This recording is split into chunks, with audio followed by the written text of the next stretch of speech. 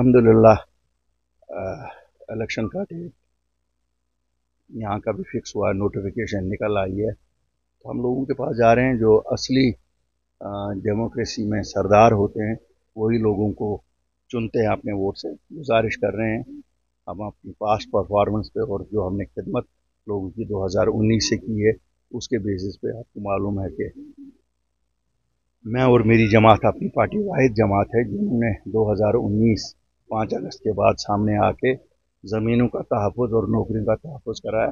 कितने सारे मसले हैं, 3-3.5 लोगों को रहा करवाया।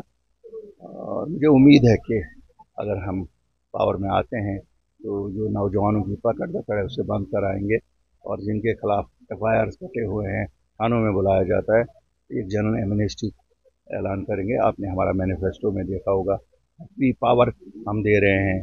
300 यूनिट गर्मियों में, 500 यूनिट सर्दियों में, old age pension, window pension हम 1000 रुपये से 5000 रुपया करने जा रहे हैं। 2 लाख सरकारी नौकरियां, और जो अनएम्प्लॉयड ग्रेजुएट्स हैं या पढ़े हुए लोग हैं, बच्चे और बच्चियां, उन सबको हम स्टेपन देने की अपने मैनिफेस्टो में वादा बंद है। इसी तरह से काफ़ी सारी चीज़ें हैं। उज्ज्वला गैस स्कीम में जिनको ये मैंने 4 सिलेंडर फ्री उनको दे दिए।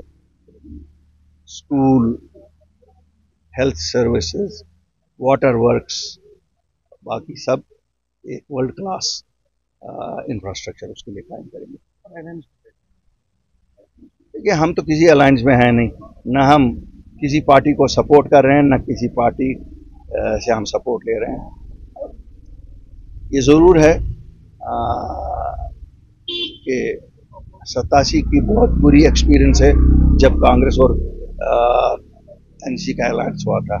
2014 की बहुत बुरी एक्सपीरियंस है जब PDP और BJP का अलायंस हुआ था। इसलिए हम अलायंसेस से डरते हैं बहुत। अलायंसेस का जम्मू कश्मीर में लोगों पे बहुत बुरा असर पड़ता है, क्यों अलायंसेस से इन जमातों को लगता है कि वो कत्रो बतर कर सकते हैं लोगों के मफादात का, लोगों के एहसासात का, लोगों के जज्बात का।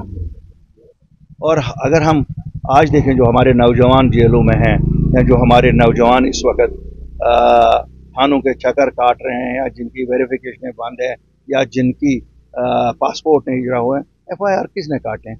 ये तो वही सब हैं जो 96 से अवामी सरकारें बने, चाहे नेशनल कॉन्फ्रेंस की सरकार बनी डॉक्टर फारूक अब्दुल्ला की सरबराही में, चाहे मरहूम मुफ्ती मोहम्मद सईद की सरकार बनी, चाहे फिर उमर अब्दुल्ला साहब की सरकार बनी, चाहे महबूबा मुफ्ती जी की सरकार बनी। ये FIR तो वही हैं। उन्हीं FIRों पे आज बच्चों को गिरफ्तार करके अंदर रखा गया है, या पासपोर्ट बंद किए गए हैं, या वेरिफिकेशन बंद किए, या थानों के चक्कर काट रहे हैं। तो इन जमातों को कम अज़ कम शर्मिंदा तो होना चाहिए इन चीज़ों के लिए। हर बार बोला कि हम ये FIR वापस लेंगे, लिए नहीं, लेकिन अल्लाह के फजल से हम वादा बंद हैं कि अगर हमारी जमात पावर में आती है, 30 सितंबर का कट ऑफ डेट करके हम आम माफी का ऐलान करेंगे। एक सिंपल एफिडेविट कि हिंदुस्तान की सलामती और वादियत के हक में हम, हिंदुस्तान के आइन पे हमें यकीन है, हम अपने मुल्क हिंदुस्तान के खिलाफ कोई नहीं करेंगे।